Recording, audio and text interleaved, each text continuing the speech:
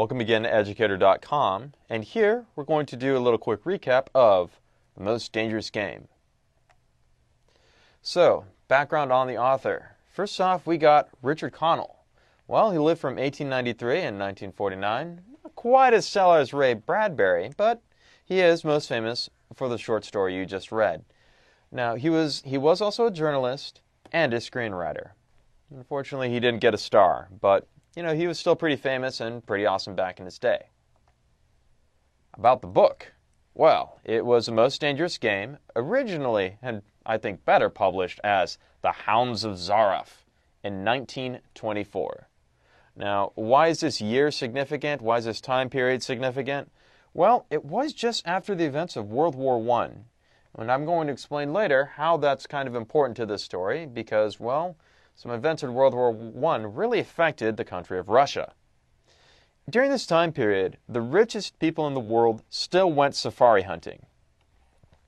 Now, if Bill Gates or Warren Buffett went safari hunting and they bagged themselves a Bengal tiger, PETA and everybody else would be screaming at them and calling them terrible, terrible people. But in 1924, there was no PETA, and people still just hunted really, really important animals that are now endangered, just for fun. This conflict of the story, which you've just read, has inspired a lot of movies and several television episodes. I can't even count them, but if you Wikipedia them, you're going to find them all. And you know what? I looked at Wikipedia, and I could still think of more. There are just so many TV series and so many movies that had the same theme of humans being hunted. So, let's go ahead and go straight into the story, and let's start with this opening prelude. This is going to be very, very important for the next couple lessons when we start discussing setting and theme. So, we got one hunter named Whitney, who's hanging out with his friend Rainsford. And Rainsford is talking about the best sport in the world. And for a hunter is the best sport in the world, amended Whitney, not for the jaguar. Okay, and Rainsford just says, "Don't talk rot, Whitney. You're a big game hunter, not a philosopher." That's a very, very important statement. It tells us a little bit about Rainsford and kind of how he approaches things and what he thinks is most important. I'll tell you what he doesn't think is important: philosophy. Well, maybe the jaguar does. And he says, "Bah, animals have no understanding. Even so, jaguars do fear one thing, the fear of death." So again, Rainsford continues, "Nonsense. This hot weather is making you soft, Whitney. Be a realist. Be realistic. Be normal. Get your head out of the clouds. The world is made of two classes, the hunters and the huntees. Luckily, you and I are the hunters." What do you think huntees means? Well, they are whatever's being hunted. Do you think we've passed that island yet? Okay, stop right there. What's important about this conversation? What stands out to you? Well, what are they talking about? They're talking about hunting.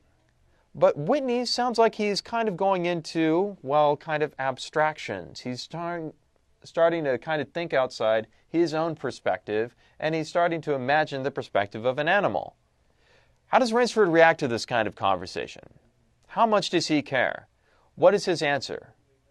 "Hey, Whitney, you're a hunter, not a philosopher. That's a question for people with skinny arms." Very, very important. Please note that. Now, the first doorway is actually, well, not really a first doorway. It's our protagonist getting thrown into the ocean. So, he is thrown into the ocean, and he is desperately struck with strong strokes after the receding lights of the yacht.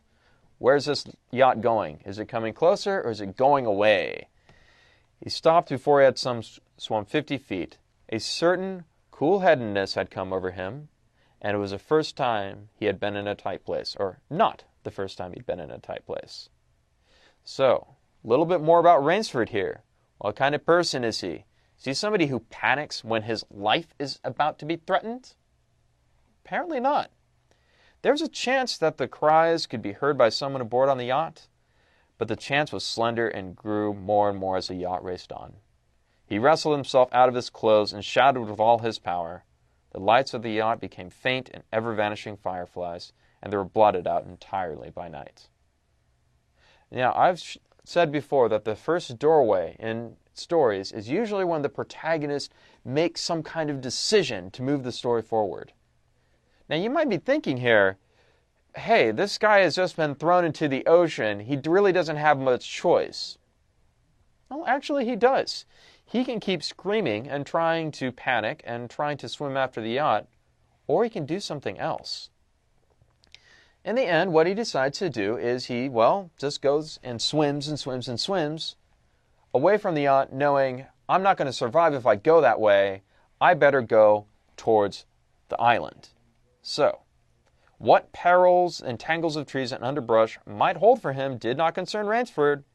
He knew that he was safe from his enemy, the sea, and that the utter weariness was on him. He flung himself on the jungle edge and tumbled headlong into the deepest sleep of his life. So, let's kind of do a quick recap so far of the prologue and up until the end of Act 1. What do we know about Rainsford so far? Well, we know that he's a hunter. We know he doesn't care much for philosophy. We know that he's probably very unsympathetic to the animals he hunts. And even if they do feel fear, he's pretty insensitive to it.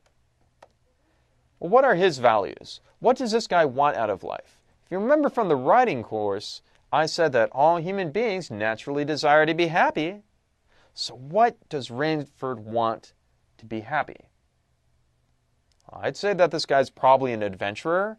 He likes a thrill, he likes adrenaline rushes, and he loves shooting animals. And what is one of his strengths so far? Well, there is one thing that I've noticed about him, and one of his big strengths is that he can make a cool-headed decision where most of us would just, well, pee our pants in panic. And yet, he survives. And how do we know these things? Well, I'm going to let you kind of reread that section, and you think about it, discuss it with friends, and come back when you know the answer. Continuing on. The beginning of Act 2, Rainsford is woken up by the deaf and dumb, and that just means can't talk. It doesn't mean, can't do math.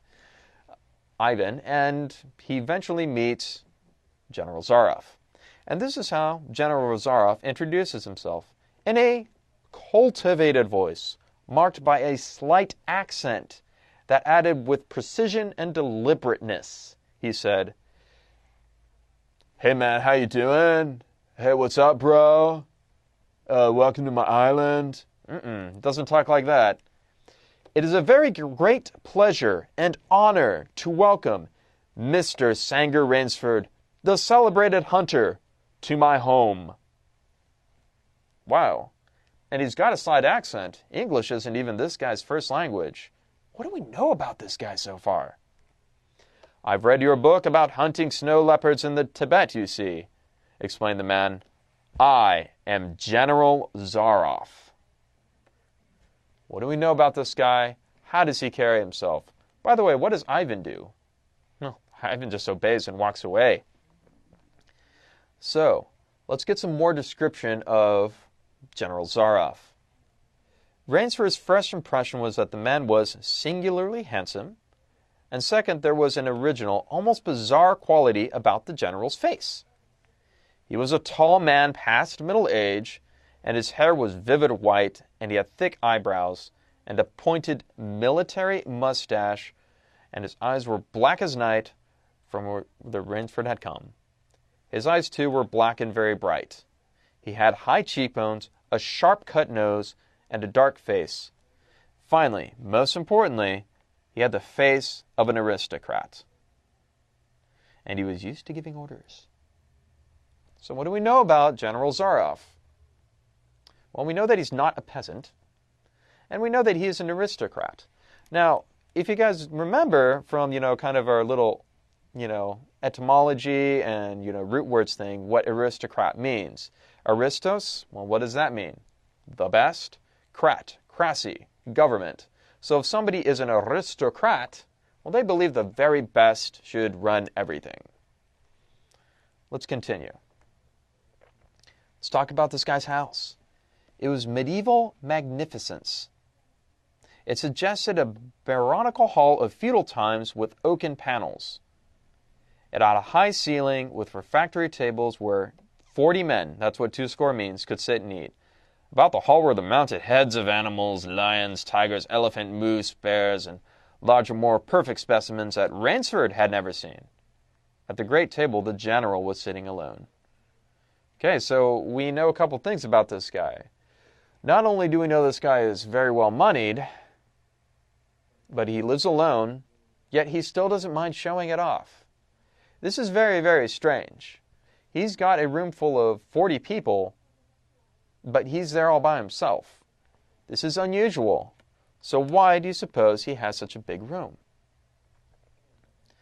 Now, he continues, General Zaroff, by offering Mr. Ransford a cocktail. He suggests that the cocktail was surprisingly good, and Mr. Ransford noticed that the table appointments were the finest crystals in China. Okay, so I think that we're kind of getting the message here. This man, he's very, very wealthy, and he's very, very formal, and he's a perfect gentleman. Would you like a cocktail, sir? So, as they were eating the broach, the rich red soup with whipped cream so dear to Russian palates, General Varsev, we do our best to preserve the amenities of civilization here. Please forgive any lapses. What, in your opinion, is General Zaroff's definition of civilization? What does he think it means to be civilized and to be comfortable? Think about that for a moment. Now, he continues on, and this is what's something very interesting about General Zaroff that is not like Mr. Rainsford. This is how he speaks about himself and kind of how he speaks about his view on life. We might say that he's speaking about his philosophy on life. God makes some men poets. He makes kings, some beggars. Not General Zaroff. He made me a hunter. My hand was made for the trigger, my father said. He was a very rich man with 250,000 acres in Crimea, and he was an ardent sportsman. Okay, so we're learning a little bit about how he views himself, and he's pretty conscious of what kind of guy he is and why he's there. Now, here's that important part where I told you that this book took place in 1924. After that debacle in Russia, I left the country, for it was imprudent for an officer of the Tsar to stay there. Okay, imprudent, not prudent, meaning not wise, not safe. General Zaroff is the master of understatement here when he says debacle in Russia. In Russia, at the end of World War I, there was nothing less than a violent, anarchistic, bloody revolution. There were literally people in death squads hunting people like General Zaroff because they were Cossacks. For no other reason other than they were Cossacks, they were being hunted and killed. This was a very, very crazy, insane time. And yes, if you were a friend of the Tsar, you were probably going to get your head cut off, or killed, or murdered, or have your property taken from you.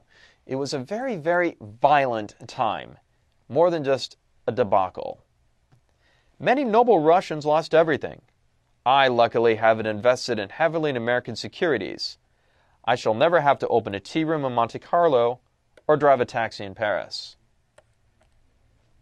How does this guy feel about himself compared to the other nobles? If you could pick one word to describe this guy, what might it be? So, I was lying in my tent with a splittering headache one night when a terrible thought pushed my way through my mind. Hunting is beginning to bore me. Well, so we've gone over Rainsford values. So what do we know about General Zaroff's values? Well, we know that he kind of values money. He's very, very proud of himself that he, escaped when other people didn't. Also, he tends to talk in pretty abstract terms. There is a large section where he's explaining his philosophy on life straight to Rainsford. I haven't cited this section, but I'd like you to go ahead and read it again and see if you can tell me where it is. And what does he want in life, and why? Okay, well, he doesn't manage a tea room, he doesn't spend his days driving a taxi. What does this guy do all day? I'd say once again that he's proud and confident, And in this section, we can see a few things he's proud and confident about. Well, why don't you tell me what else he's proud and confident about? Finally, imagine yourself in this position, alone on the island, being fed food, being fed cocktails from a guy like this. Do you trust this guy? I mean, it's up to you. You could tell me if you trust this guy, why or why not. Here we go. Life is for the strong. It is to be lived by the strong, and if it needs to be taken by the strong. This is kind of continuing on with General Zarof's view on life, and he is explaining this after he said to Rainsford, "Hey, did you know that I hunt people?" One thing I'd like to kind of mention here is that this idea, life is for the strong, life is lived for the strong, it needs to be taken by the strong. Well, there actually were one or two philosophers in the 19th century who said stuff that was similar to this. These people were actually writing in German, but, hey, it must have gotten its way into Russia. And they were talking about, hey, there's really nothing other than being powerful and kind of taking what you need. If you've ever seen Pirates of the Caribbean, Curse of the Black Pearl, it turns out that our friend Jack Sparrow kind of thinks this way too. But I'd ask you a quick question. Do you think Rainsford has ever read any of those previous philosophers in the 19th century that evidently General Zaroff has thought about? So here we go. Let's just go over the antagonist and the protagonist. Rainsford is a hunter, but he's not a philosopher.